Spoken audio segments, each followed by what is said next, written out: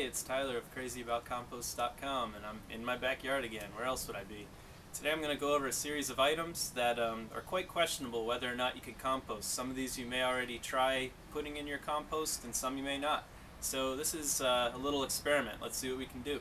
So I have a series of stuff here, and let's start with the easy one. You may have some coffee bags that on the bottom they'll say about being made of a certain amount of recycled craft paper. They may give you a percentage of post-consumer material, and they're usually lined with corn plastic called PLA. So we'll throw that in. And before you do that, make sure you take off the top. You can always use this to reseal some of your food. That's usually what I do with them. I have a huge drawer filled with these twisty ties, so I recommend collecting those. So hold on to that.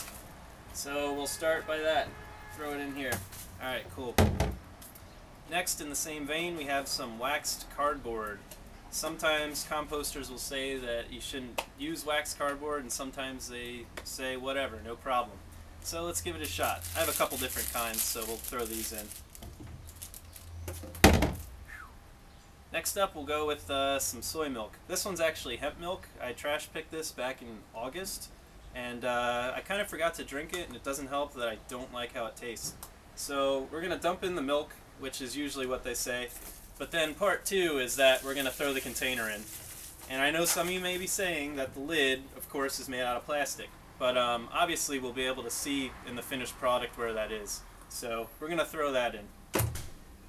Next up, I got socks. I have one that's synthetic and one that's made of all cotton.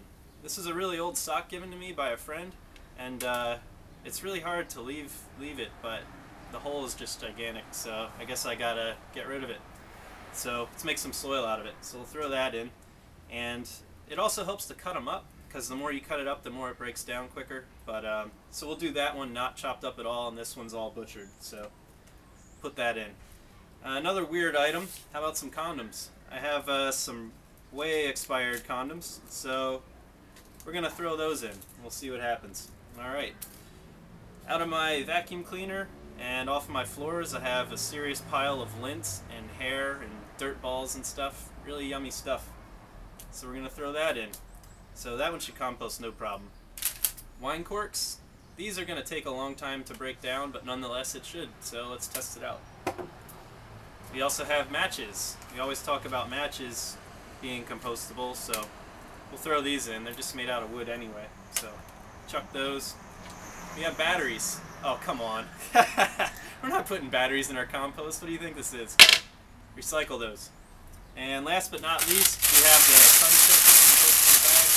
chip. You may know about these things as being really loud, and supposedly it claims it's the world's first 100% compostable chip package. Whatever. It's certified by the U.S. Composting Council and the BPI, the Biodegradable Products Institute. And they tell you that within 13 weeks, this should be broken down in a hot, active home or industrial compost pile. If you wanted to send it to an industrial composter, check out findyourcomposters.com, I think it is. And they should be able to tell you if there is a local industrial one. But I'm going to skip that altogether and just throw this in. So we'll see how innovative this product is and if it leaves anything behind. And hopefully it doesn't. That would be pretty sweet. And you would think that the rest of the industry would jump on board with that if this really is such a good product. But it's a shame that sun chips taste like total crap.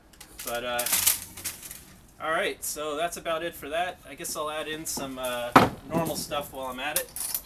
I have my weekly supply of kitchen scraps. Yummy. Just throw that in. I'll start adding some browns. As always, it comes from my one and only tree in the yard. So, throw in a bunch of that. And what I'll do is, I guess at the end of each week, I'll just do an update video and let you know how it's going. And we'll take a peek in the tumbler and see how it's doing. So, be sure to like the video and check out my site, crazyaboutcompost.com, for updates on this and all kinds of other weird stuff having to do with composting, because you should be composting. It's fun, it's easy, and why not? So thanks for watching, and take care.